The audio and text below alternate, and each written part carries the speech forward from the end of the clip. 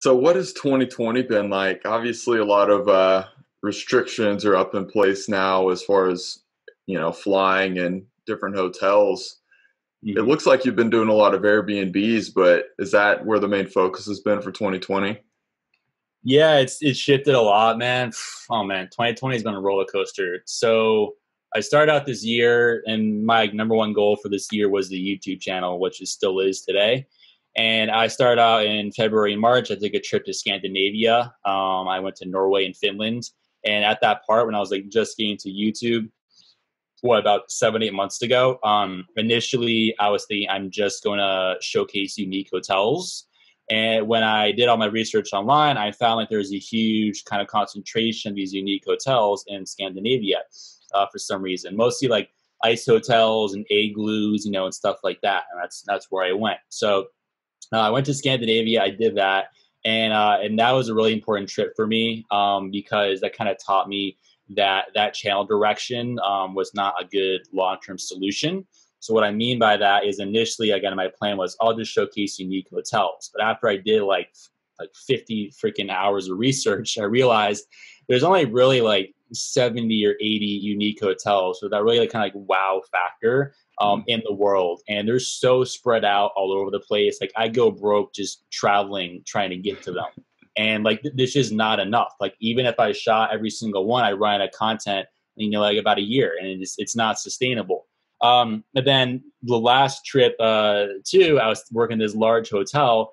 And at this point, I was kind of honestly getting sick of working with hotels in a collaboration perspective because it just it felt everything. I felt like I had a boss because I had to meet with their marketing team. The marketing team put together the schedule. I had to be here and there, and like I felt like I was still reporting to someone, which I hate. I hate having a boss.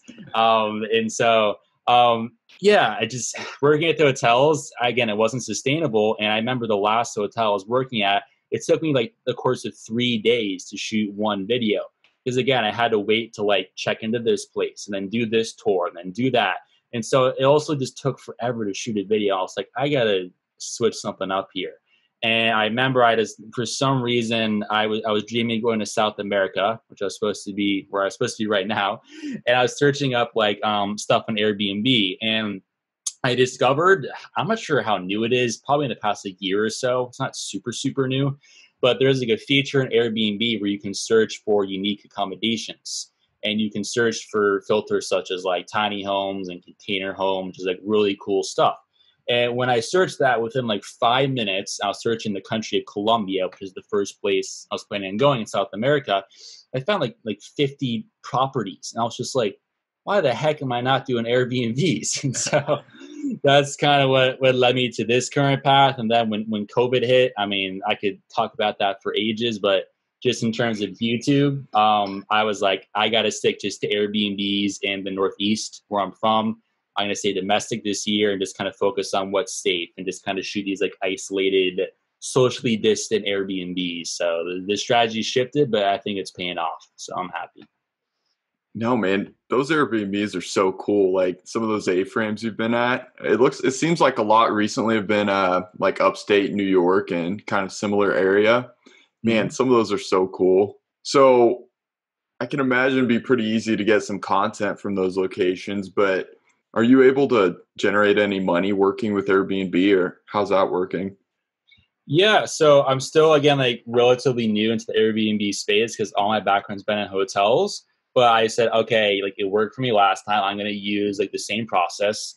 And again, I landed my first paid Airbnb client like 2 months ago. Actually, the guy I shot in upstate New York, the like, really cool like 2-story tree house and that A-frame cabin with the rollout bed.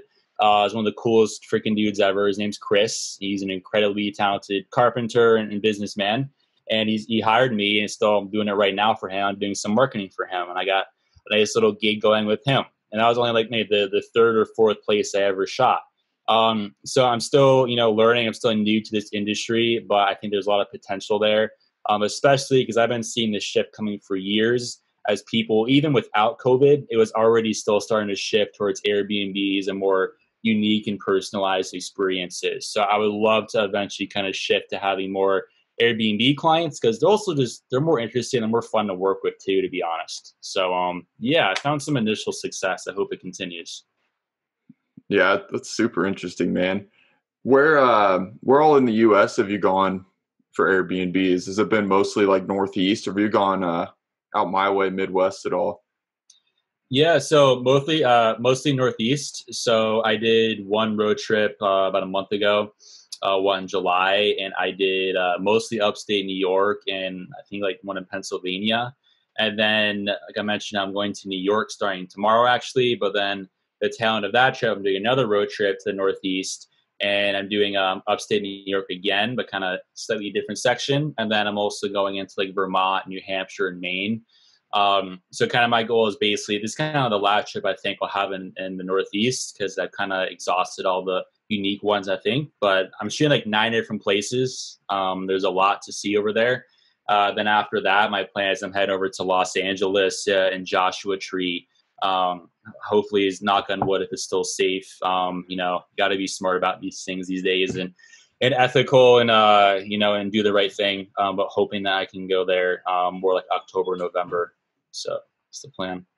Man, it'd be awesome. You're flying over the Midwest though? What's the deal? There's nothing cool out here? Just I've gotten to the point like the Midwest is cool, but the Northeast as well. Like they're too spread out right now, and like my upcoming road trip, it's like very very logistically heavy. Meaning like I'm literally staying I think at one point in like 5 different Airbnbs in 5 nights. So I have to like crank out all these shoots and then drive here and drive there. It's just a lot.